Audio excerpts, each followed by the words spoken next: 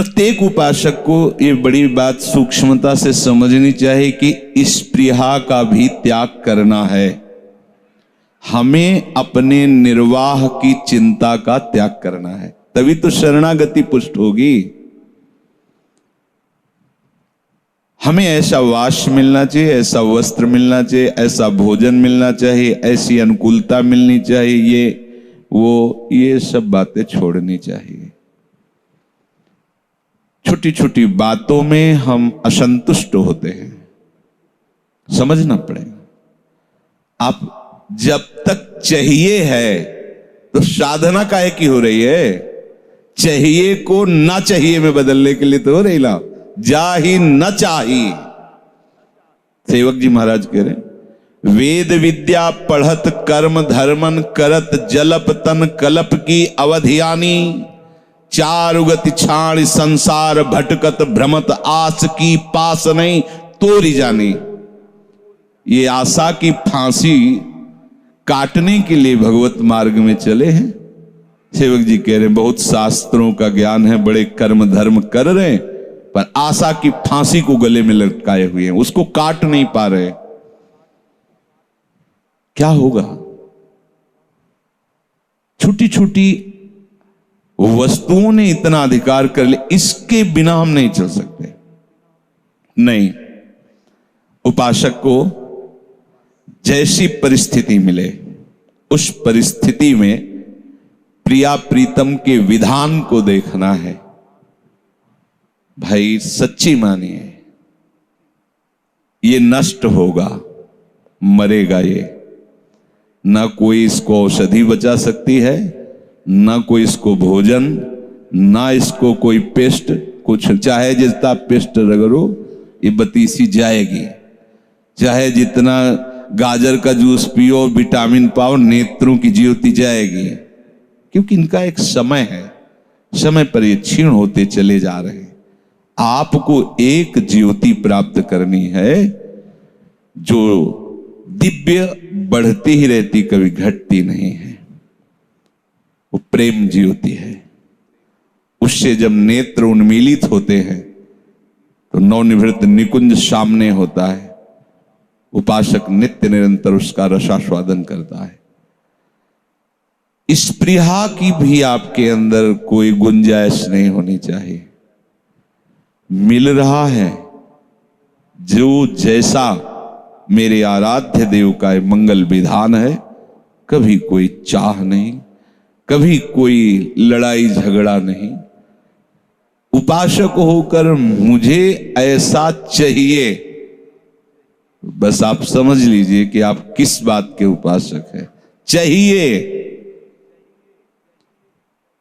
जथालाभ संतोष सदा काहू सो कछु न चाहोगो, हृदय में बैठा लो बात। ये चाहिए तो उसी समय विवेक से उसे काटिए। क्यों चाहिए? नहीं चाहिए।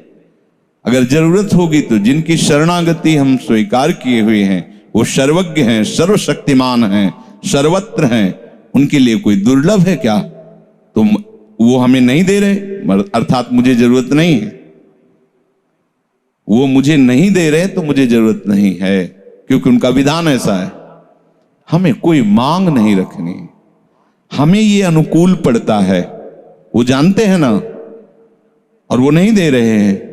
इसका मतलब है कि हमें ये अनुकूल पड़ता है, इस बात को भी मिटाना वो चाहते हैं। मिटा दो, फिर तो शरीर रोगी हो जाएगा, तो बचा लोगे क्या अनुकूल भोग पा करके? देखो ना, सब अनुकूल ही तो पा रहे हैं और सब अस्पताल जा रहे हैं। थोड़ा विवेक को जागृत करके ये स्पृहा को नष्ट करो। मांग हो जाती है उपासक को प्रतिकूलता के समय अनुकूलता की, इसे स्पृहा कहते हैं। मिटाओ इसको, बिल्कुल ऐसे रहो जैसे वो चाहें वैसे। पहला श्रीमद चतुरासी जी के पद का पंक्ति है, जोई जोई, ये सिद्ध पंक्ति है। यहीं से नित्य विहार रस में प्रवेश होता है। स्वामी जी महाराज, ज्यों ज्यों राखत हो त्यों त्यों रहियत हो हरि। अब आप विचार करके देखो, ये महापुरुष श्री जी की प्यारी सखियां हैं, नित्य विहार रस को प्रदान करने के लिए आई हैं। सिद्धांत में पहली पहली पंक्ति, ज्यो ज्यो राखत हो त्यो त्यो रहियत हो, जोई जोई प्यारो करे सोई मोहि भावे। तो आप इन्हीं की तो शरण में होकर उपासना कर रहे हो, फिर आपको ये चाहिए, अमुक चाहिए। अपने लोगों को गुरुजनों ने यही सिखाया है कि जीवन में ऐसा अभ्यास करो कि जिस दिन तुम्हें कुछ ना मिले तो ये न लगे कि ये चाहिए ही। शरीर रोग से ग्रसित, इसलिए कुछ दिनचर्या में खान पान का नियम है, नहीं तो पीछे अगर 4 दिन रोज दूध पिया शयन के समय श्री जी का भोग, तो 8 दिन नहीं, अभ्यास नहीं। चाय पिलानी 1 लीटर बना के पिला दो, छुट्टी।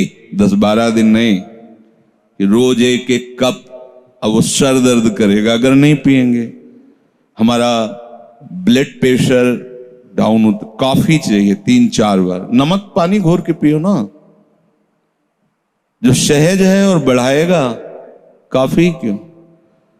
और आप संयम से चलेंगे तो ब्लड प्रेशर लो क्यों होगा, हाई क्यों होगा, सम रहेगा।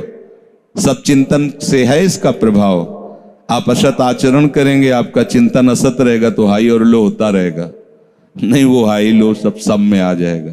अनुकूलता के लिए, शरीर स्वस्थता के लिए, बहुत लंबे समय तक जीवित रहने के लिए बाबा जी नहीं बने, श्री जी को प्राप्त करने के लिए। श्री जी की प्राप्ति कैसे होती है? बोले विहाय कामान्य, समस्त कामनाओं का जिसने त्याग कर दिया है, सर्वान पुमाश्चरति निष्पृहा, बढ़िया जीवन चल रहा है, व्यवहार में भी है पर कोई स्पृहा नहीं।